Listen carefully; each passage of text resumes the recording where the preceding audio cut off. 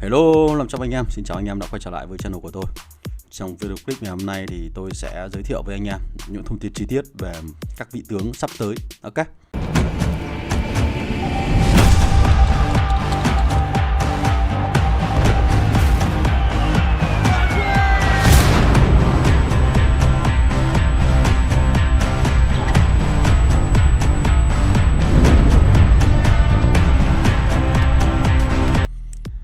Rồi, ngày hôm nay chúng ta sẽ đi tìm hiểu về một vị sĩ quan sắp có mặt ở trong bản cập nhật 11.2. Và đây là sĩ quan mà mình đã giới thiệu ở trong cái phần xem trước các thông tin về bản cập nhật rồi. Tuy nhiên là mình cũng nên làm lại một video riêng lẻ về anh chàng này để cho các bạn dễ dàng tra cứu về sau hơn.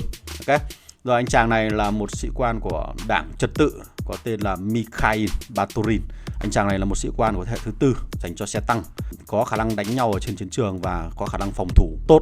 Điều kiện để sở hữu anh chàng này rất đơn giản, các bạn chỉ cần triệu hồi được 80 lượt xe ở trong cái nhà triệu hồi là chúng ta có thể kích hoạt và mở khóa được anh chàng này rồi.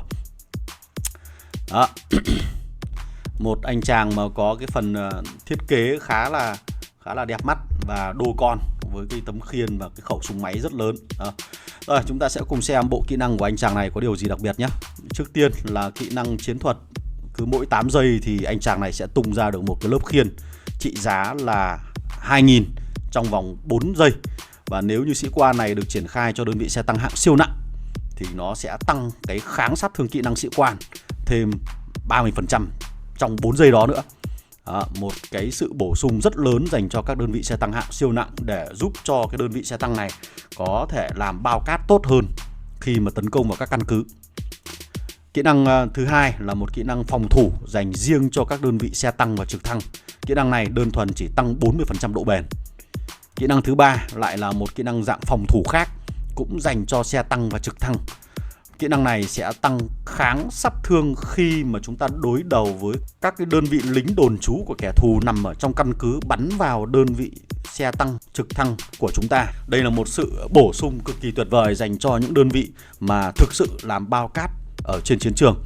Mà khi chúng ta đi tấn công vào các căn cứ với 32% kháng sát thương như thế này, nó sẽ giúp cho các cái đơn vị xe tăng của chúng ta là thực sự là một bao cát.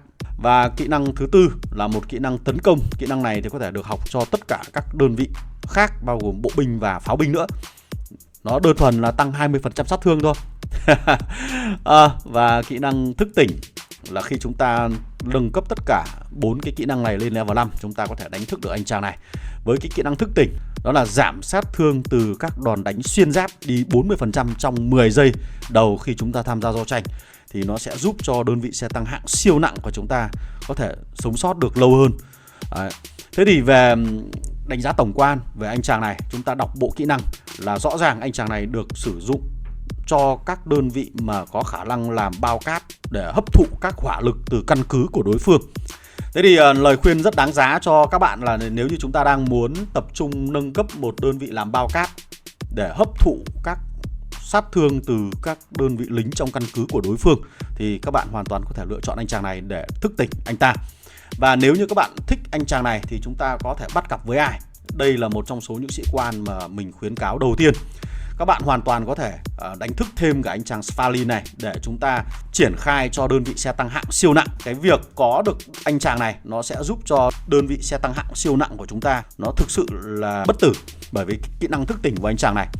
Xong sau đó thì các bạn hoàn toàn có thể học những kỹ năng dạng phòng thủ như thế này, là giảm cái kỹ năng sĩ quan của kẻ địch 30% của cô làng Thu Xương và thêm cái kỹ năng này nữa thì nó sẽ giúp cho đơn vị xe tăng hạng siêu nặng của chúng ta có khả năng giảm sát thương kỹ năng sĩ quan 90% sát thương kỹ năng sĩ quan của kẻ địch. Đây là một lượng giảm cực kỳ lớn. Đó, nó khiến cho đơn vị xe tăng hạng siêu nặng của chúng ta cực kỳ là cứng cáp ở trên chiến trường. Còn ngoài ra thì slot còn lại thì các bạn hoàn toàn có thể học thêm những kỹ năng dạng cân bằng để chúng ta vừa có khả năng tấn công vừa có khả năng phòng thủ tốt nhất. Lời khuyên của mình là đối với những bạn ở trong các cái máy chủ mới thì có lẽ là chúng ta có thể bỏ qua anh chàng này để chúng ta đầu tư vào những sĩ quan mà có khả năng gây ra sát thương cao. Còn đối với những bạn mà đang muốn hướng tới tăng cường một cái đơn vị khỏe mạnh để có thể hy sinh cho đồng đội thì chúng ta hoàn toàn có thể cân nhắc được anh chàng này. Thì anh chàng này là một cái bổ sung rất đáng giá dành cho đội hình của các bạn. Nhưng dĩ nhiên anh chàng này sẽ không thể giúp các bạn phòng thủ căn cứ, mà chúng ta chỉ có thể đem anh chàng này ra ngoài chiến trường để chiến đấu thôi. Còn vẫn muốn phòng thủ căn cứ thì mình vẫn khuyến cáo các bạn lựa chọn anh chàng là ông chú Ivankov này để thức tỉnh trước. Nó sẽ giúp căn cứ chúng ta cứng cáp hơn, giúp cho đơn vị xe tăng của chúng ta vừa có sát thương vừa có phòng thủ, và thật sự là tuyệt vời. Đó thì trên đây là một vài các cái thông tin cơ bản về anh chàng này và định hướng để các bạn có thể sử dụng anh chàng này vào đâu, đồng thời học tập các kỹ năng ra sao. Thì các bạn hoàn toàn có thể tham khảo cái video clip này. Còn nếu như các bạn thấy hay thì xin các bạn một like, share và subscribe cái channel của tôi nhé. Còn bây giờ chào tạm biệt và hẹn gặp lại các bạn. Goodbye.